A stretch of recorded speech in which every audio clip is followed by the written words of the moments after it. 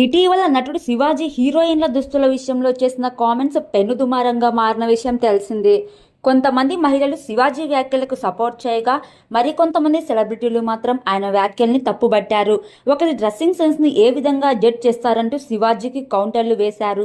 ఈ వివాదం నేపథ్యంలో శివాజీ వ్యాఖ్యలపై తెలంగాణ మహిళా కమిషన్ ముందు హాజరై సారీ చెప్పారు. అదేవిధంగా తన వివరణ కూడా ఇచ్చాడు. అయితే తాజాగా ప్రపంచ యాత్రికుడు నా అన్వేషణ యూట్యూబర్ అన్వేష్ చేసిన కామెంట్స్ ప్రస్తుతం తీవ్ర వివాదంగా మారాయి. ఆ నీచుడు ఏకంగా హిందూ దేవుళ్లను ప్రవచనకర్త గరికపాటి గారిని శివాజీ వ్యాఖ్యల నేపథ్యంలో వివాదంలోకి లాగాడు. శివాజీ వ్యాఖ్యల్ని పూర్తిగా యూట్యూబర్ తప్పుపట్టాడు. అసలు హీరోయిన్లు బోల్డ్గా డ్రెస్సులు వేసుకోకుంటే ఎవరు చూస్తారంటూ నీచంగా మాట్లాడాడు. అంతటితో ఆగకుండా ప్రవచనకర్త గరికపాటి గురించి నీచంగా మాట్లాడారు. రామాయణం మహాభారతం గురించి కూడా మాట్లాడుతూ మనం దేవతలుగా కొలిచే సీతమ్మ తల్లి ద్రౌపదుల గురించి కూడా చాలా గుబుసాకరంగా మాట్లాడాడు. ఈ వ్యాఖ్యలపై ప్రస్తుతం హిందూ సంఘాలు బగ్గుమంటున్నాయి.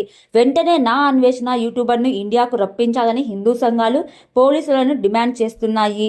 వీరిని ఇలానే వదిలేస్తే మన దేవుళ్లను టార్గెట్ చేసుకొని సనాతన ధర్మం గురించి మరింత పేటరేగిపోయి నీచంగా మాట్లాడే అవకాశం ఉందని హిందూ సంఘాలు ఆందోళన వ్యక్తం చేస్తున్నాయి.